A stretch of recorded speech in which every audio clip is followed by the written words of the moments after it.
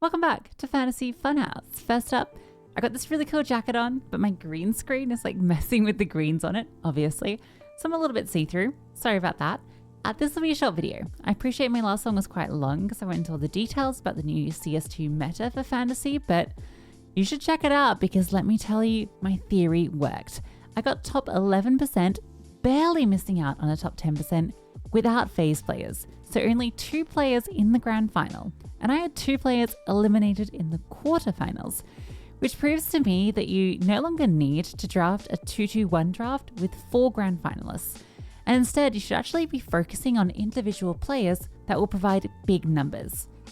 In the leaderboard, this now puts me at number 11 with 17 points between me and number 5, which is Scrawny, so I'm closing that gap. There's only, I think, 3 season events left to my knowledge, so we have to make sure we hit hard in these last few. The Elisa Masters S4 is a bit of an odd event. We've got 8 teams, some obvious favourites, and then there's some big changes.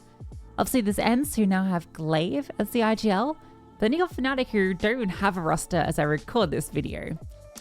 There's 2 groups. Top 2 from each group go into the playoffs, which is single elimination. And it's a best of 5 grand finals. So you got to remember it's a 1.25 times multiplier on the player points that you get in the grand final. My expectation would be that Ents and Gamer Legion top group A and then Mouse and Complexity top group B. I think the only way this gets upset is probably Furia, but that's still pretty unlikely in my eyes. So the playoff bracket will probably be Ents vs Mouse and Gamer Legion vs Complexity. But it doesn't really matter which way it ends up. I think those are the 4 teams in some variation. And it ends up with Mouse and Complexity playing the grand final. Ents is maybe the only real challenger, but I think it's way too soon to be banking on them because, Glaive hasn't even played a CS2 official, so I probably would steer clear unless you believe in the honeymoon period. For the draft, as usual, here's what I find interesting.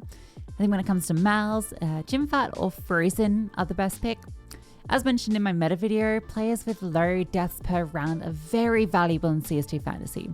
So players like Gymfat become much more valuable and more worthwhile than, say, Torji or Exertion, in most cases anyway. Plus, it is the home crowd for Jimmy, so I feel like that gives him a little extra bonus. I think if you're looking at Ents, then it's either Nerts or Diha. I don't think Madden's worth it for that price. He hasn't been performing very well. Sunbias is way too expensive when you can get Nerts for slightly more, and Nerts has been doing way better in CS2. And Glaive, way too many questions in my mind. Complexity though, Elise, JT, Floppy, all great choices. I think Floppy is better choice than Grim or Holzek, even though they're all basically the same price. Floppy's been much better performer so far in CS2, so I think I'd definitely go him over the other 2. Gamer Legion's interesting. Volt's been a really good performer for 200k. I also think Kiosk is a pretty decent budget choice. He's very roller coastery, but that can be sometimes good, as we sort of spoke about in the last video. So I don't mind him as a choice.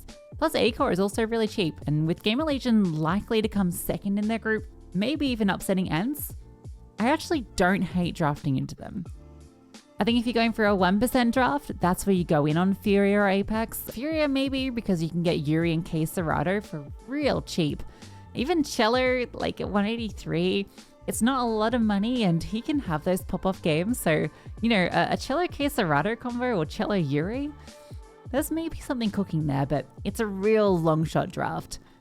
Havu, they're not going to win a map. They lose to academy teams, so I would be avoiding them generally. My draft approach here is going to be doubling up on Group B, ignoring Ents and Game Legion. So I'm going to go double Mouse and double Complexity as the best 2 teams here, with the aim of them leaving the group as the top 2 and then facing in the grand final. Now I think Complexity are going to win the event, so they're going to be my priority. Because of that, I'm actually going to pick the best 2 players from Complexity. So I'm going to go Elige and I'm going to go Floppy. Now this is a big investment, but it is worth it. Mouse are also expensive. So before I show you who I'm picking from Mouse, I'm going to show you how I'm going to pick Mouse. Airax. He is the cheapest player in the league by a long shot, but I'm hoping that I can offset his poor performance with the noob role and then boosters. He's only going to play, a best of 1 and a best of 3, so throw lowest on the scoreboard, throw the 22 double up one for the noob role. Suddenly you got 10 points there, plus your roll points, that's 20 points in total. Even if you lose, as long as he doesn't go super badly, I think it will be okay. Because the players I can then get from Mouse are Shuey and Jimfad. So now I've suddenly got, in my opinion, potentially the 2 highest rated players at this event.